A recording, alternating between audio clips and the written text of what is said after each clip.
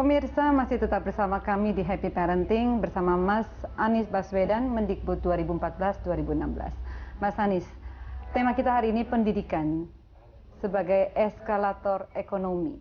Aha. Ini yang Anda selalu juga dengung-dengungkan. Maksudnya apa sih?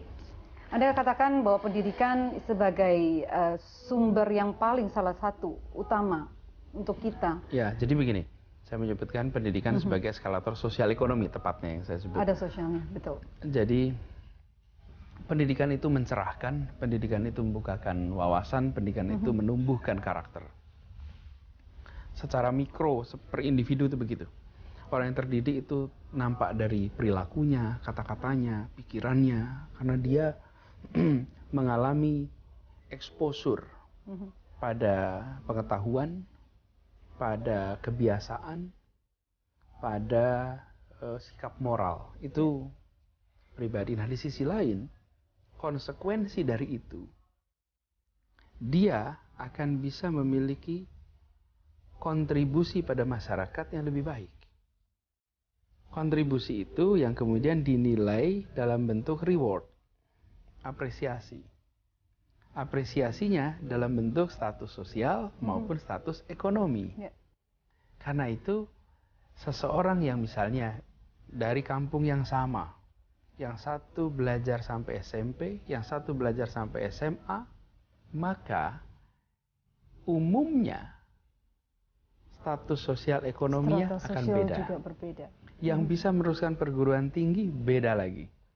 Apalagi bila pendidikannya itu bukan hanya S2, S3, tetapi dia mengembangkan seluruh potensi dirinya, kepemimpinannya, entrepreneurial skill-nya, network development-nya. Itu kan pendidikan semua. Dia akan naik lagi.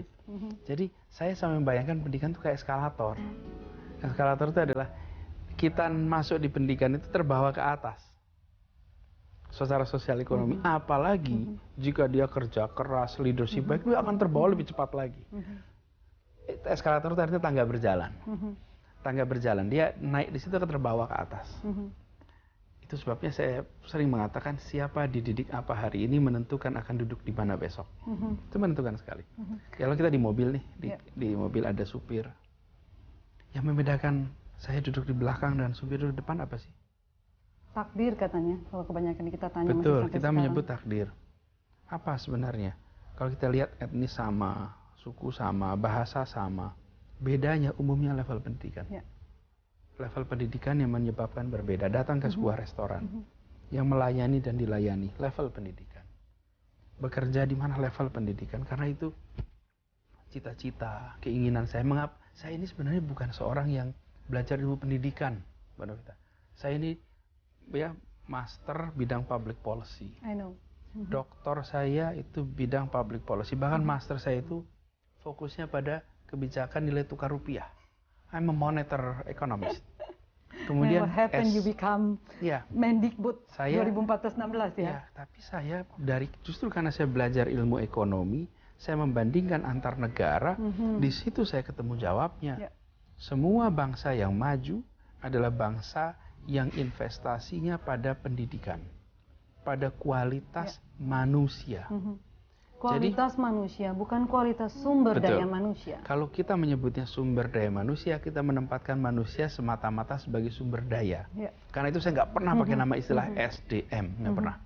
Bahkan laporan Bank Dunia tentang pembangunan itu sebetulnya Human Development Report. Laporan pembangunan manusia, bukan sumber daya manusia. Nah, kita melihat itu. Taiwan, Korea, bahkan dulu Jepang, mulai 1850-an, mereka investasinya pada pendidikan. Karena itu saya memilih untuk mendorong di bidang pendidikan, karena itulah jalur untuk Indonesia maju. Dan ini sebenarnya sudah dirintis oleh Bapak pendiri bangsa kita. Namanya Muhammad Hatta. Bung Hatta itu ketika partai PNI dilarang, beliau menyebutnya mendirikannya Pendidikan Nasional Indonesia. Dan beliau juga yang mengatakan, mendidik adalah memimpin. Setiap pendidik adalah pemimpin. Karena itu pemimpin adalah pendidik. Karena memimpin itu artinya menyampaikan ide gagasan untuk bisa dikerjakan bersama-sama. Pendidikan begitu. Nah, Jadi kenapa pendidikan itu sebagai eskalator? Bangsa Indonesia, kita semua yang hari ini mungkin menyaksikan program ini, coba kita tengok. 40 tahun lalu kita di mana ya? 30 tahun lalu di mana ya? Di kampung. Coba lihat kakek kita, nenek kita. Apa yang membuat kita semua bisa seperti sekarang? Karena kita dapat kesempatan berpendidikan. Tanpa pendidikan, kita tidak mendapatkan ini semua. Sama-sama dididik, ada yang kerjanya lebih keras, ada yang lebih cerdik, ada yang mampu mendapat peluang. Tapi intinya adalah pendidikan. Pendidikan kalau kita kaitkan dengan kurikulum, pengalaman sebelumnya di Kemendikbud 2014-2016, Anda melihat bahwa sesulit itukah untuk menentukan satu kurikulum yang standar buat bangsa kita? Justru menurut saya kuncinya itu bukan di kurikulum sebetulnya. Kuncinya itu pada kualitas guru. Kualitas guru, kualitas guru, kualitas guru. Tapi juga bilang kurikulum nggak penting itu salah. Kurikulum itu penting. Kurikulum harus menyesuaikan perubahan zaman. Tapi kualitas guru, karena guru-guru kita bisa tahu kualitas guru saat ini dibandingkan dengan kualitas Justru guru itu. yang ada di luar Jadi, negeri, maka Mas Anies, yang negara-negara yang maju, mereka minimal S2, bahkan disekolahkan, diberikan beasiswa dan lain sebagainya. Betul, boleh. Jadi kita juga jangan bandinginnya dengan yang mereka ya. Tapi intinya kan sebenarnya begini, kurikulum itu disesuaikan tiap periode. Nah, ketika disesuaikan di Singapura aja itu untuk implementasi perlu waktu 5 tahun. Di Indonesia waktu itu pas saya bertugas bulan Oktober itu baru jalan 3 bulan, kurikulum langsung diterapkan seluruh Indonesia 2013. Itu kalau seluruh Indonesia diterapkan langsung 212.000 sekolah kolaps. Gurunya belum belajar. Ini sama seperti ganti HP atau dari komputer dari Windows pindah ke Apple. Tapi belum pada belajar tentang menggunakan Apple. Yang atau bahkan kasihan, belum bisa mengoperasikan kasihannya komputer. muridnya, kasihan gurunya, kasihan orang tuanya. Karena itu waktu itu saya ambil keputusan untuk dihentikan pelaksanaannya agar bisa dilaksanakan secara bertahap. Bertahap itu artinya apa? Gurunya dilatih dulu, setelah dilatih laksanakan, latih laksanakan. Nah, aturannya menyebutkan kita punya waktu 7 tahun untuk melaksanakan. Kenapa harus laksanakan 1 tahun? Kolaps seluruh sistem. Jadi saya tidak membatalkan kurikulum, tapi saya membuat. Jadi per tahun itu kita kemarin melatih sempat sampai 240.000 guru. Begitu dilatih, terapkan, latih, terapkan. Jadi anak-anak pun mendapatkan buku didampingi dengan guru yang bisa mengajar. Yang sudah menguasai. Exactly. Nah, mengganti kurikulum itu nggak seperti masang tower, tinggal dicocokin, nggak. Ini adalah membimbing gurunya untuk tahu teknik-teknik baru. Nah, di sisi lain kami meluncurkan namanya program Guru Pembelajar.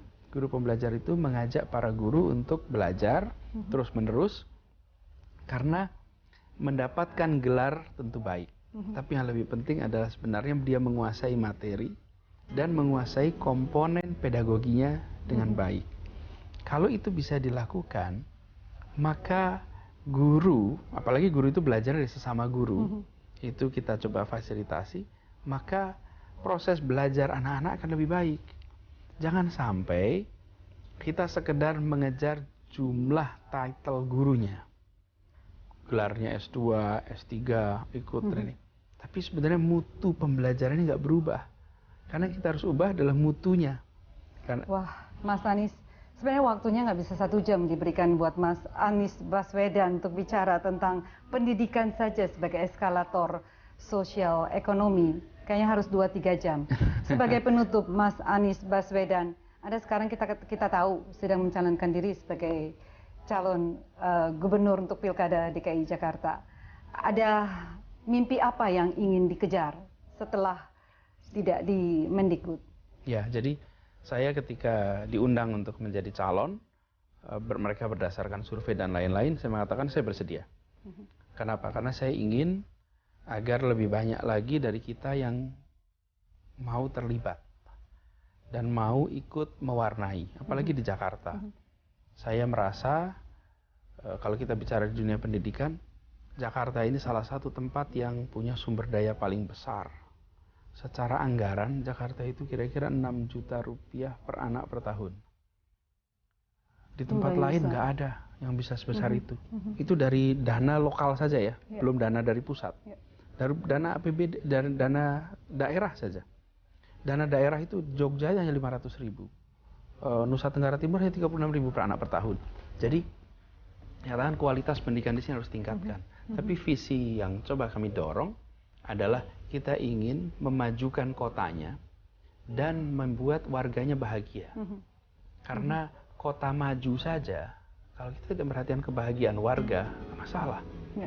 Justru saya merasa di sini ada budaya, di sini ada kesenian, ada peradaban, ada kekeluargaan yang di kota ini harus dikembalikan. Kota Jakarta itu bisa menjadi kota bersahabat. Kota yang membahagiakan semua. Aturannya ditegakkan, tetapi ada interaksi yang positif. Nah, program-program yang kita rancang itu meneruskan yang sifatnya infrastruktur, tapi kita ingin membuat kebaruan yang sifatnya kebahagiaan untuk warga. Kita ingin warga di Jakarta itu merasa interaksinya positif. Dan itu harus mulai dari kepemimpinan. Kalau aspirasi dari bawah ke atas, kalau nilai itu dari atas ke bawah. Kalau kita ingin masyarakat Jakarta itu saling bersahabat, maka dimulainya dengan sikap saling bersahabat. Jadi sama aja, kalau kita ingin ruangan bersih, ya kita harus mulai dengan yang bersih. Kalau kita ingin yang baik, ya mulai dengan baik. Kalau kita ingin Jakarta terus menjadi keras, kasar, ya kita mulai dengan kekasaran. Saya merasa kita ingin mengembalikan Jakarta ini menjadi kota yang baik, rapi, programnya berjalan baik, tapi suasana masyarakatnya juga suasana yang positif. Happy. Allah. Terima kasih banyak, sukses Sama-sama. untuk semua kampanye yang akan ke depan. Terima kasih. Dan jangan lupa fokus kepada pendidikan anak-anak Indonesia Insya Allah. khususnya di Jakarta. Insya Allah. Terima kasih banyak Mas Anies Sama-sama, Baswedan. makasih juga Mbak Novi. Salam hormat untuk keluarga. Thank you.